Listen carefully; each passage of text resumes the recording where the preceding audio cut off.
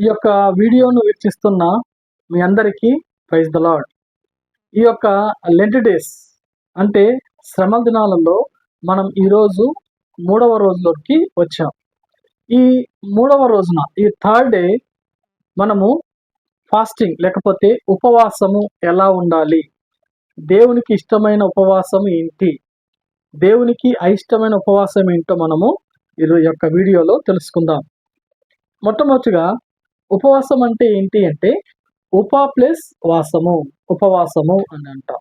ఉప అంటే దగ్గరగా, వాసము అంటే వసించడం, దేవునికి దగ్గరగా జీవించడాన్ని ఉపవాసము అని అంటాం.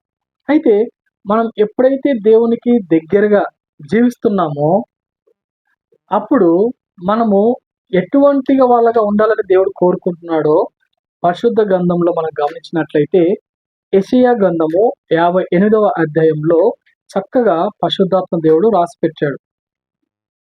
ఎటువంటి ఉపవాసము దేవునికి ఇష్టమైంది, ఎటువంటి ఉపవాసము దేవునికి ఇష్టం లేనిది అనేది మనం చక్కగా ఆ యొక్క అధ్యాయంలో మనం చూడవచ్చు. దేవునికి అయిష్టమైన ఉపవాసం ఎలాంటిదంటే దేవునికి దూరంగా ఉంటూ పాపం చేస్తూ, ఇక ఉపవాస దినాలు వచ్చాయి కదా, మనం దేవుని సన్నిధికి వెళ్ళి దేవుణ్ణి అడుగుదాం, యేసయ్యా నాతో మాట్లాడు, నీ మార్గాలు ఏంటి, ప్రభువా నీ చిత్తం ఏంటి అని అడుగుతామే, అలాంటి ఉపవాసము దేవునికి ఇష్టం లేదు. దేవుడు ఏమంటున్నాడంటే మీరు అలాంటి ఆలోచనలు కలిగి ఉండి ఎలా వస్తున్నారు, ఎందుకని మీరు అలాంటి మనసు కలిగి ఉండి మీరు ఆహారం తినకుండా మీ యొక్క ప్రాణాత్మలను మీరు ఎందుకు ఆయాసపరుచుకుంటారు, దుఃఖపరుచుకుంటారు అని చెప్పి అలాంటి ఉపవాసం నాకు ఇష్టం లేదు అని చెప్తున్నాడు.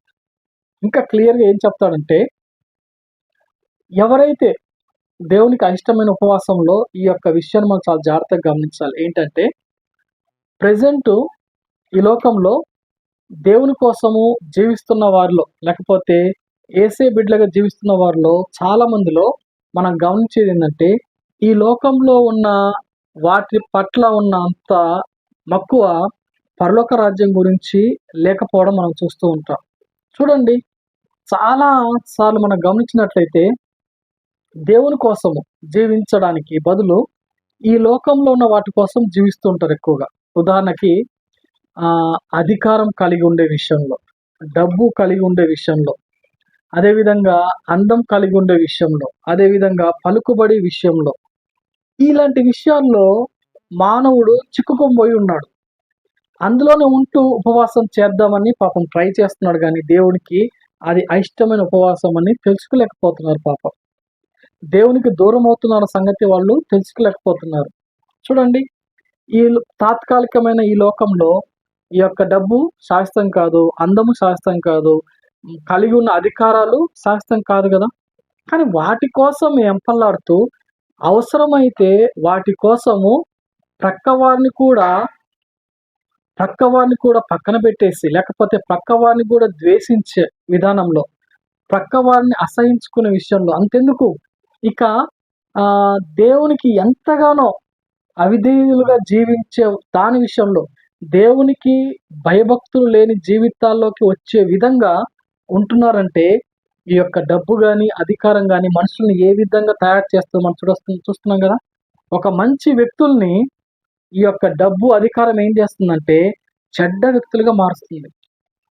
అప్పుడు దాకా మంచిగా ఉన్న వ్యక్తులు వెంటనే వాటి కోసము ఒక మానవత్వాన్ని పక్కన పెట్టే విధంగా తయారవుతున్నాడంటే సాతానుడు ఎంతగా ఈ యొక్క ప్రజల మధ్యలో లేకపోతే ఈ లోకంలో ప్రయత్నిస్తున్నాడు దేవునికి దూరం చేయడానికి గమనిస్తున్నాం. అలాగా మనం ఉండకూడదు అని దేవుడు ఈ యొక్క లెంట్ డేస్లో మనతో మాట్లాడుతున్నాడు. అలాంటి ఉపవాసాలు వద్దు. ఒకవేళ ఇప్పటికీ ఏదైనా సరే నీకు కలిగి ఉన్న డబ్బు కోసం కావచ్చు, అధికారం కోసం కావచ్చు, ఇతరులని నువ్వు బాధ పెడుతూ ఇబ్బంది పెడుతూ ఉంటూ అదే నీ లోకమని జీవిస్తూ ఉంటే ఇప్పుడే అలాంటి జీవితాన్ని విడిచిపెట్టి దేవుని దగ్గరికి రా. యేసయ్య క్షమించు అను, నిత్య జీవం నీకు దేవుడిస్తాడు. పరలోకంలో ఉన్న శాశ్వతమైన జీవితం కావాలా, లేకపోతే తాత్కాలికమైన వాటి కోసం దాన్ని విడిచిపెడతావా నువ్వు? అయితే రెండవది దేవునికి ఇష్టమైన ఉపవాసం ఏంటంటే ఎవరైతే ఇబ్బందులో, ఎవరైతే కష్టకాలంలో, లేకపోతే ఎవరైతే దీనదశలో ఉంటారో వాళ్ళని పరామర్శించి ప్రార్థన చేత వాళ్ళు కలిగి ఉన్న భారాలను తొలగించడమే నిజమైన ఉపవాసం అని దేవుడు చెప్తున్నాడు. యేసయ్య ఈ లోకంలో 40 రోజులు ఉపవాసం ఉండి ఏం చేశాడంటే, మన పాపాలను తన మీద వేసుకొని పాప భారం నుంచి మనల్ని విడుదల చేశాడు దేవుడు కదా. అదే నిజమైన ఉపవాసం. దేవుడు యేసుప్రభు చేసి చూపించాడు ఇలాగ ఉండాలి ఉపవాసం. కాబట్టి ఏం చేయాలంటే, మనం దేవుని దగ్గరికి వచ్చి మనం కలిగి ఉన్న ప్రతి పాపాన్ని విడిచిపెడుతూ ఈ 40 రోజులు ఉపవాసంలో ప్రతి చిన్నదాన్ని ఒప్పుకుంటూ మనము దాన్ని విడిచిపెడుతూ ఒప్పుకొని విడిచిపెడుతూ మళ్ళీ చేయకుండా దేవునికి దగ్గర అవడమే దేవునికి ఇష్టమైన ఉపవాసం. కాబట్టి అలాంటి ఉపవాసం ఉన్నప్పుడు దేవుడు మనల్ని హెచ్చిస్తాడని, అదే విధంగా ఉన్నతమైన స్థలాల మీద ఎక్కిస్తాడని మనము 58వ యెషయా గ్రంథంలో ఉన్న 58వ అధ్యాయంలో మనం చూడగలం. అటువంటి కృప దేవుడు మనకు దయచేయును గాక. ఆమేన్. Praise the lord.